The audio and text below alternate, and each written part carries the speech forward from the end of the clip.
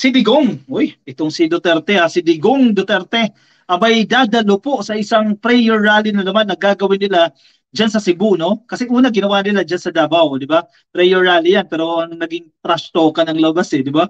Binira nila ng binira si Pangulong Bongbong Marcos at kung ano na yung mga sinabing masasakit. Dyan po yan sa Davao. January 26 natin yan, kasabayan ng bagong Pilipinas rally, no? And then, magkakaroon ulit sila ng bagong prayer rally. Yan ang tawag nila, prayer rally. Pero di ba pag sinabi mong prayer, may pagka-religious ang dating. Medyo decente, di ba? Hindi medyo bastusan ang dating. Anyway, sige. Ang tawag nila dito, prayer rally, aka kampanya. Nangangampanya na itong mga ito ka-copy. May magaganap pong prayer rally daw in the guise of prayer rally dyan po sa Cebu. Di ba? Ito mga supporter ni Digong. At kinumpirma po nila, dadalo daw po dito si Digong. So, ano bang dapat natin asahan dito? Kung nandiyan dyan si Digong, baka take two lang yan. Baka maging replay lang yung nangyari, yung kanyang statement dyan po sa Davao, no? Itong sinabing bangag ng ating presidente.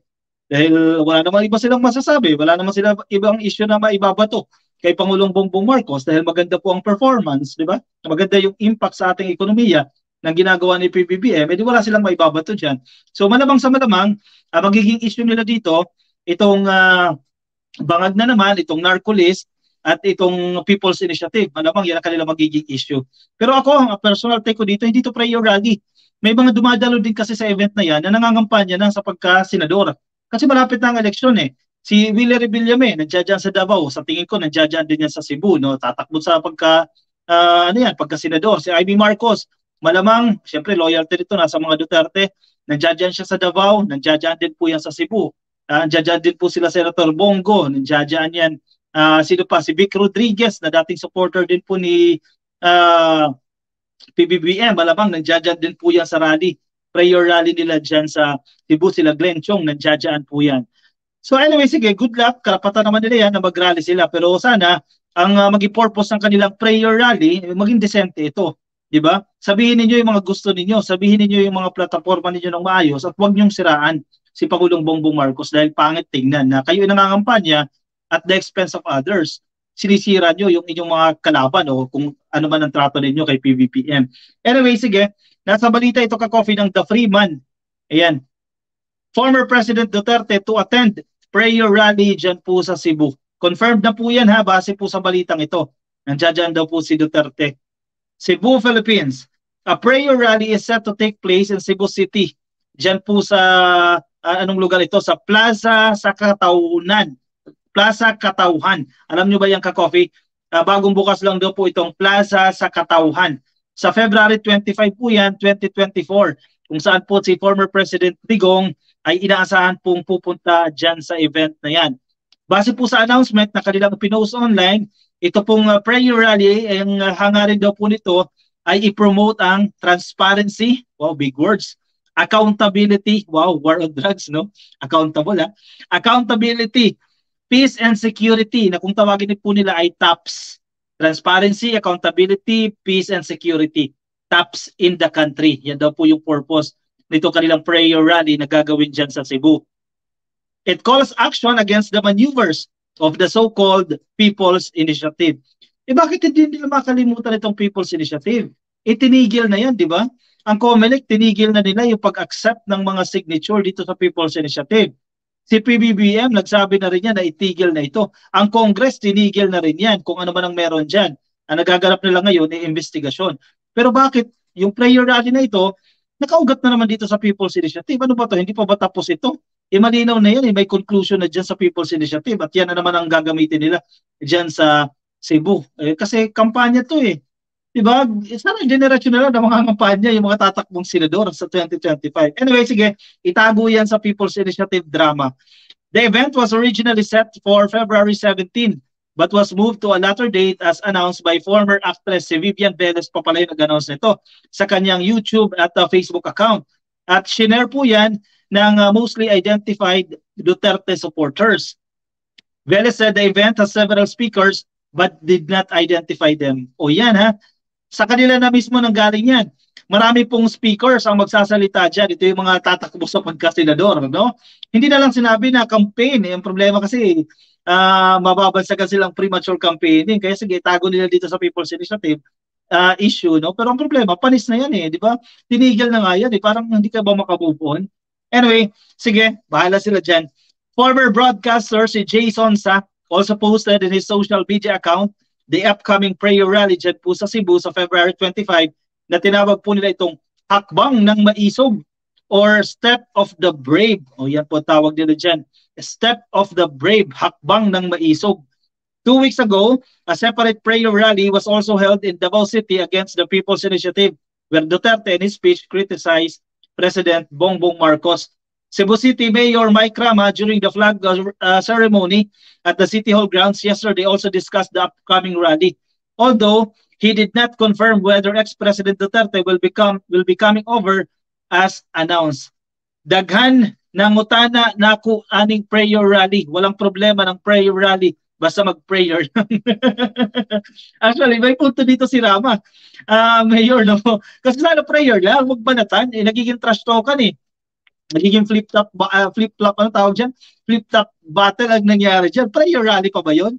Diba siniraan mo na yung kapwa mo, ginawan mo na mga invento-inventong kwento. Ang prayer rally napunta doon. Rama disclosed that he will be joining the prayer rally as long as it's only against the People's Initiative. At least mayroon siyang premise dito ha. Kapag against PBBM na yan or against Romualdez na yan, hindi siya susuporta. Basta dito lang sa People's Initiative. Malinaw yan, sabi ni Rama. Kung naano ko'y panahon, maupil ko basta ang issue against People's Initiative. O yun ko ana, storya, issue nga mabungkag ang Pilipinas, wakay iabot ana, sabi ni Mayor Rama. The mayor said he is thankful that there were barangay captains in the city who admitted being lured to support the People's Initiative, though none of them nor any congressman gave him a heads up on such move. Yun naman pala ka-copy. Wala palang masyadong drama dyan sa Cebu, pero bakit may prayer rally kayo dyan? Dapat hayaan na lang yan dyan sa Davao. Anyway, sige, kasi kampanya nga, wala gyud ko kauyon anang People's Initiative, walang mananghid mga Congress representative na kuunya naabot na nas barangay. Kahit natin naiintindihan ito kakopy, dito tayo sa English. The mayor said that the prayer rally is allowed as long as they secure the necessary permits. Kasi again, karapatan naman nila yan, nakasaad yan sa ating sa Ligang Batas, no? May karapatan silang ipahayag ang kanilang opinion at ang kanilang karapatang mag-raise ng kanilang concerns sa gobyerno, pwede naman yan. Pero huwag itago sa prayer rally, di ba? Kasi nasisira yung imahe ng prayer rally. Rama added he will stand by both Marcos and Duterte unless the two do not want him anymore. I am promoting for unity and not separation of our islands, Rama added. Ang problema, baka magamit ang Cebu. Diba? Baka magamit siya si Rama, pero at least ngayon medyo malinaw-linaw na ka-copy ha, na basta People's Initiative lang ang issue dito. Kapag may mga iba-ibang issue na yan, wala na. Diba? Sana wag magamit ang mga ganit sa posisyon. Mga wala na nga sa kapangyarihan, gusto pa ulit bumalik. Sana wag magamit ang Cebu na yan. Anyway, ang aga magkampanya, mga hunghang, sabi ni Mel Ace, ay correct ka dyan, ka-coffee. Yan naman talaga yan eh. Tinago lang sa pangalang prayer rally eh, pero kampanya talaga yan. Eh, hindi niya nagawa nung panahon niya, tapos meron ngayon na prayer rally. Tapos dun sila mura-mura. Actually, yun na nga yun. Baby Unite, Vivian Velez, ang bomba star noon at hawak ni Parinas. Uy, ano yan? Bomba star yan ha. Panloloko initiative pala yan, sabi ni Andre Vallena. Eh, yun nga, baka magamit talaga itong itong Cebu no? Para watak-watakin. Imbes na maayos tingnan natin, tingnan mo. Sinabi na ng kanilang alkalde, no? For unity sila. Ang problema, gusto ata mangyari yun nangyari sa Davao, no? Gusto mangyari diyan sa Cebu naman. Ka-coffee, di ba nasabi ni Amy na mga napaikutan si PBBM ng demonyo sa Malacanang, tapos ngayon, tanggal yung asawa ni Roque. Ngayon, baka si Amy nagsasabi kung sino ang demonyo, Armando Fernandez. Pwede. Ano ba to si Amy, no? Kasi doble cara din. Hindi mo alam kung kampi sa kanyang kapatid o kampi sa mga Duterte. Anyway, sige, ang isa sa natanggal niyan, yung asawa nga ni Ate Roque, no? Kapag nagsalita si Tanda, hindi mapipigilan ni Mayor yan, Florentino Ramos. Exactly, may punto ka dyan. Alam naman tumayo si Mayor dyan. Lapitan si Duterte, agawan ng mic. Hindi niya gagawin yan, di ba? Kasi syempre, respeto pa rin niya yan sa former president, courtesy pa rin yan. Kaya hindi to totoo. Magagamit at magagamit talaga ang Cebu dito. Sana mag-walk out na lang dito si Mayor kapag nakakarinig na siya na medyo unacceptable terms o yung mga hurtful words, mag-walk out na siya dito. Layasan niya na itong prayer rally. Pero malinaw naman yung kanyang premise dyan. Atin siya as long as ito lang yung issue. Pero tama ka naman dito, sir. Yung sinabi mo kanina, no? Hindi mo na makokontrol yan. Yung sasabihin ni Digong. Paano ipagtatanggol ni Sara si PBBM ni sarili niya? Di ba ipagtanggol? Sumbong agad sa tatay niya. Ganun ba yan? Sa issue ng confidential funds, ganun ba yan? Hindi ba kapag reason out, kaya ganun? Ano ba asahan natin sa isang VP na Duterte? It runs in the blood daw. Sabi ni si Digong, wag gagalaw. Hihimasin ka ng Espiritu Santo. Sabi daw po ni Kibuloy, sabi ni si Digong. Ako don't believe to Vivian Velez na yan asawa ni Rudy Fareñas noon. Pero ngayon sila pa ba? Parang hindi na, no? Anyway, that's personal matter na sa kanila na yan. Jackie Britos, good evening po sa inyo. Kay Andre Valiana, taga Cebu, si Digong. Baba na talaga yan. Oo nga eh. Hindi nila mapipigilan yan eh. Kaya pasensya ka na, Mayor. May magsasalita at magsasalita yan against PBBM. Madadamay talaga dito ang administrasyon na ito. And of course, hindi absuelto si Romualdez dyan. Mame-mention. Masasabi ang pangalan talaga ni Romualdez dyan. Kasi ang binibintang nila dito sa People's Initiative ay si Romualdez ang may kapakanan, di ba? Anyway, Tatiana Olimberio, nakikinig po sa atin. Happy viewing po sa inyo. Kay Jackie Britos, good evening din po. Kay Gina Dels Hakarne, shoutout po sa inyo. Nasa Facebook kay Zerp na Zylel Grants. Ang hirap kasi, no?